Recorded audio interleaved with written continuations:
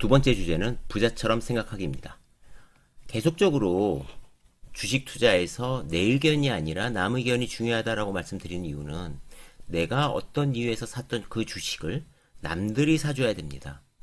그래서 투자는 나의 철학도 중요하지만 남들이 어떻게 생각하는지 그런 경험들이 되게 중요해요. 더군다나 그것들이 부자 한두 명이 많은 양을 사주면 금방 올라가잖아요. 결국은 많은 돈들이 와야 된다. 그래서 부자들이 좀 사줘야 되고, 그러면 부자들이 어떤 생각을 갖고 있고 지금 움직이는지 고민해 보자는 거죠.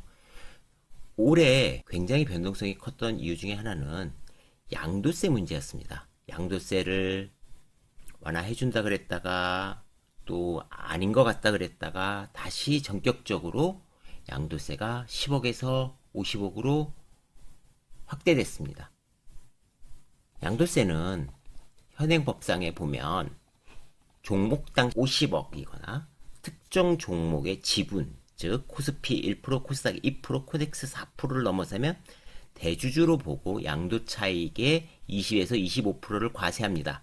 자, 지분은 당장 1%를 넘는 바로 그 시점부터 적용이 되고요.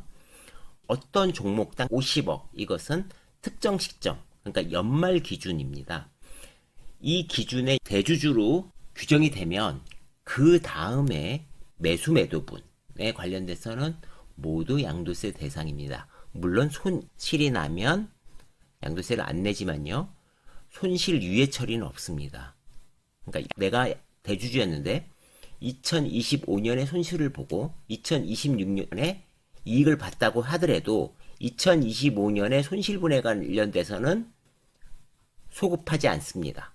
그래서 이것은 좀 애매한 이상한 법이었고요. 그런데 어쨌든 이게 시행되고 나니까 민주당에서는 이거 작년에 우리가 금투세 유예를 해줬는데 왜 갑자기 이렇게 늘리냐. 금투세 유예 조건이 양도세 금액 확대가 아니었거든요. 대주주 기준 완화가 아니었거든요. 그러니까 민주당은 반발을 하고 있고요. 자, 그러면 이제 금투세를 봐야죠. 지금 현재 해외 주식은 양도소득세가 있습니다. 250만 원. 이 기타 공제기 때문에요. 다른 걸로 공제받으면 해외 주식 250만 원도 아니에요. 어쨌든 기타 소득 공제에 250만 원이고 초과분은 22%. 자, 국내는요.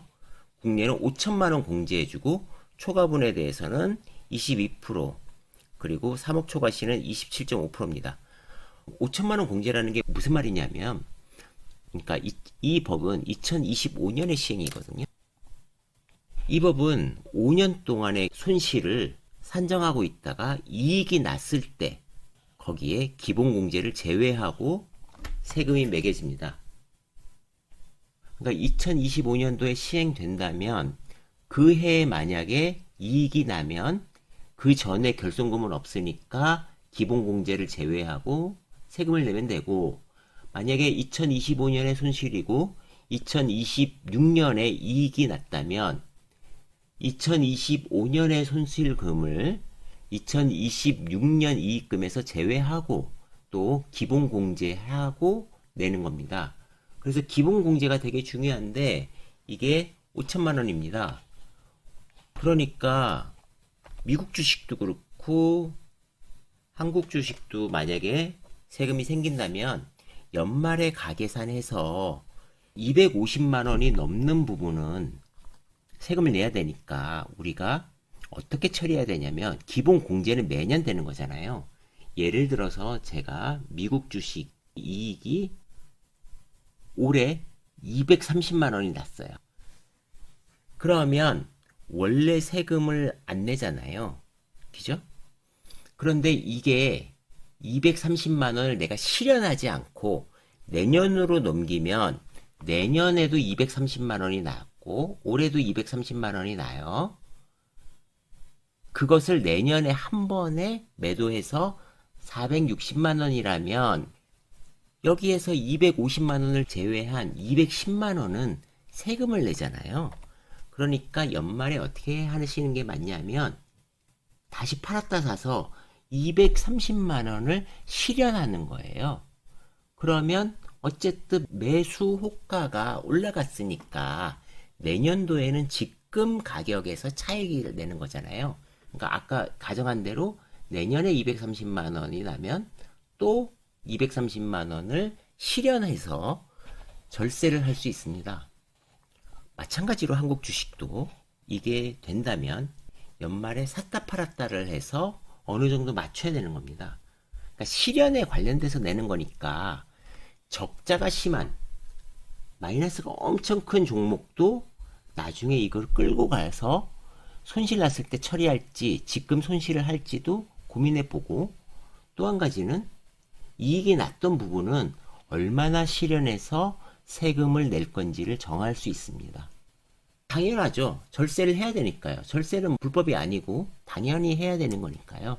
그래서 5천만 원까지가 된다면 5천만 원까지 실현을 하고 그 다음으로 넘어가야죠. 내가 아무리 장기 투자라고 해도 매매를 한번 해야 됩니다. 우리가 세금이 하나가 더 있는데 여기에 해당되시는 분이 많지는 않지만 이자 배동 소득이 2천만 원 초과 시에서는 종합과세 대상입니다. 종합과세 대상은 근로사업 소득에 합산해서 세금을 내게 되죠. 예를 들어서 내가 어떤 회사의 임원이에요. 임원이라서 2억 정도를 받아요. 2억을 받는데 이게 내가 배당 소득이 4천만 원이 됐어요. 그러면 2천만 원 제외하고 2천만 원을 여기가 종합과세 대상이 되는 거죠. 그러니까 요 과세 구간에서는 거의 40%가 넘잖아요. 그러니까 2천만 원에 대해서는 10%가 넘는 세금을 내야 되는 거죠. 15.4%를 선납하니까 추가에 관련된 한 30% 정도를 추가 세금을 납해야 됩니다. 이것만 내는 게 아니라 우리가 의료보험도 내야 되죠. 그래서 이런 세금들이 있다는 건 알고 계시고요. 결국 이런 소금을 내기 위해서 우리가 열심히 투자하는 거 아닙니까? 나도 언젠가는 저런 세금을 내고 말 거야. 이게 목표잖아요, 우리의. 금융투자소득세는요, 아까 말씀드렸던 대로 유예돼서 2025년 1월 1일부터 시행입니다. 어쨌든 지금 대주주 요건이 완화되면서 양당이 좀 이야기가 있죠. 그래서 잘 보셔야 되고요. 과거에 우리가 얼마나 매도가 나왔냐 보면 이렇게 나왔습니다. 2015년도에 50억에서 25억으로 줄었거든요. 그러니까 대주주 기준이 옛날엔 100억이었는데 계속 줄였어요. 그래서 3억까지 줄인다 그랬다가 그게 없어진 거잖아요. 네. 10억에서 3억으로 내리는 게 원래 목표였는데 그때 없어졌죠. 계속 줄었어요. 그러면서 매물이 12월에 엄청 많이 나왔죠. 요게 그 얘기죠. 3억까지인 줄 알고 11억까지 엄청 팔다가 10억이야? 그러니까 다시 많이 산 거죠. 올해는 어떻게 됐을까요? 5조 팔았죠. 네. 이렇게 대비할 시간이 별로 없었던 거죠. 원래는 10월부터 파는데 팔았다 샀다 팔았다 샀다, 그래서 이런 일들이 발생했습니다. 그러니까 5조 부자들만 대상자라고 하는데 실제로 몇 조씩 왔다 갔다 한다는 거죠. 그게 부자들만 그렇게 하는 게 아니라 대주주들이 팔아서 수급이 나빠질 것 같으니까 같이 파는 개인들이 있고, 또 완화되니까 같이 사는 개인들이 있어서 저래요. 그러니까 저 돈이 다 양도세 회피 물량이 아니에요. 우리가 그렇잖아요. 누군가가 강력하게 매도할 거라고 예상이 되면 내가 먼저 매도하고 싶잖아요. 그런 심리가 더 중요합니다. 그런데 여태까지 계속 세금을 냈던 사람들은 뭐냐? 2021년도에 양도 차익이 발생해서 2022년도에 세금을 냈겠죠? 그분들이 7,000명인데 그분들이 2조를 냈다. 이건 뭘까요? 이건 많은 돈들이 회사를 판 거예요. 회사를 팔면 예를 들어서 지분이 2천억 팔았다, 3천억 팔았다, 우리 공시 나오잖아요. 자기 회사를 파는 경우. 과거에 한솔 아이원스도 팔았으니까요. 그때 팔아서 1,000억이 생긴다. 이러면 이분들은 내가 설립 시에 지분을 받았기 때문에 거의 대부분이 양도세 대상자잖아요. 그러니까 엄청 많죠, 그런 분들은. 그래서 저거는 일반 투자자들이 아니라 대다수는 진짜 대주주, 경영자들이죠. 그 세금뿐만 아니라 최근 들어서 우리가 보고 있는 세금은 이겁니다. 상속세를 내느니 한국을 떠나겠다. 10억 드는 투자 이민 몰리는 한국 부자들. 미국은 300억까지 상속세 면제. 그런데 호주에는 13억 필요하고 뉴질랜드는 40억 필요해. 뉴질랜드는 어학에 관련된 허들이 낮아서 돈이 더 비싸답니다. 도대체 얼마나 가는데 그래? 라고 보니까 우리나라가 여기 있죠. 우리나라가 여기 있습니다. 홍콩이 많은 건 이해가 되죠. 홍콩은 많이 나가야죠. 이제 중국 되니까.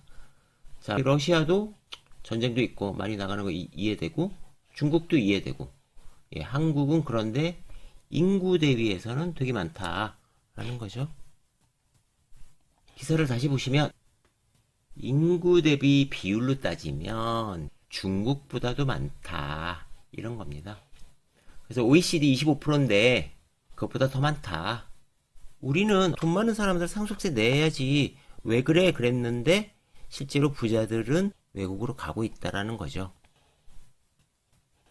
그래서 이 통계가 지금 우리나라에서 나온 게 아니라 헨리 앤드 파트너스에서 나온 보고서를 토대로 나온 거고요. 그래서 한국은 상당한 양이 가고 있다라는 거고요. 최근 들어서 상속세로 문제가 받는 게 이제 넥슨이죠. 넥슨은 상속재산이 10조라서 6조를 냈죠. 6조를. 뭘로? 지분으로 냈어요. 지분으로 냈는데 이건희 회장님은 12조 정도 냈고 그런데 이게 어떻게 됐죠? 유찰이 됐죠. 너무 크니까 사가져갈 사람도 없었습니다. 그래서 어차피 이거 상속세법 바꿔야 된다라는 거고요. 상속세가 너무 많으니까 기업 연속성도 떨어지고 투자 생산 위축되고 이러니까 좀 줄여주자라는 목소리가 하나둘씩 나오고는 있습니다.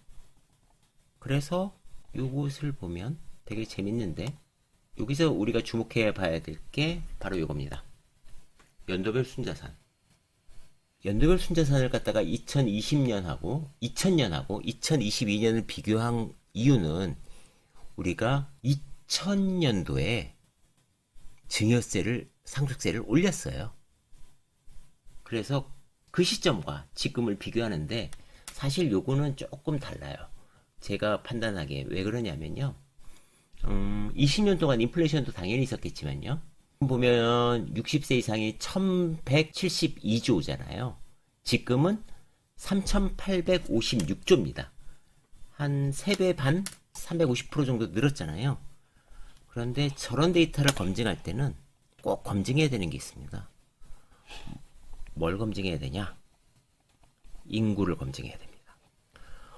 2000년에 우리가 60세를 보면 20만이 안 돼요. 그래서 70세까지는 10만이거든요. 지금은 40만 정도에서 70세에 20만까지예요. 그러니까 그때보다 2배 정도는 늘어 있습니다. 인구 자체가 늘었으니까 그냥 단순 비교하면 이들의 재산도 2배는 늘었을 것이고 인플레이션이 있으니까 그러면 1100조의 2배니까 2200조의 인플레이션 하면 2800조? 이 정도니까 한 30% 정도로 는 건 맞는데 이 정도는 아니라는 거죠. 그래서 우리가 어떤 자료를 볼 때는 백데이터를 좀 검증해 볼 필요가 있습니다. 그래서 제가 오늘 드리고 싶은 말씀은 꼭 부자들의 상속하자, 뭐 하자, 뭐 이런 얘기들이 아니라 이렇게 부자들도 무언가를 고민하고 있다. 그러니까 부자들은 지금 어떤 생각을 할까를 꼭 고민하셔야 된다는 거죠. 예를 들어서 한국 재정이 너무 힘들어지니까 부자들한테 세금 더 매기자. 재산세도 더 매기고 상속세도 더 매기고 그래서 상속세 한 90%까지 가자. 어차피 평등해야 되잖아. 라는 법을 만들 수도 있겠죠. 만들면 부자들은 다른 방법을 찾을 수 있다라는 거죠. 그래서 부자들의 생각을 이해하는 것들이 우리가 주식 투자를 할 때도 내 종목이 그런 성향이 갖고 있는 사람이 살 수 있는 주식인지 아닌지도 한 번쯤은 고민해 봐야 될 것 같아요. 그래서 꼭 나만 옳다고 생각하지 마시고 부자 입장에서 절세, 또 우리도 부자가 되고 싶은 사람들이니까 그렇게 고민해서 투자에 활용하셨으면 좋겠습니다. 두 번째 강의도 여기서 마치겠습니다.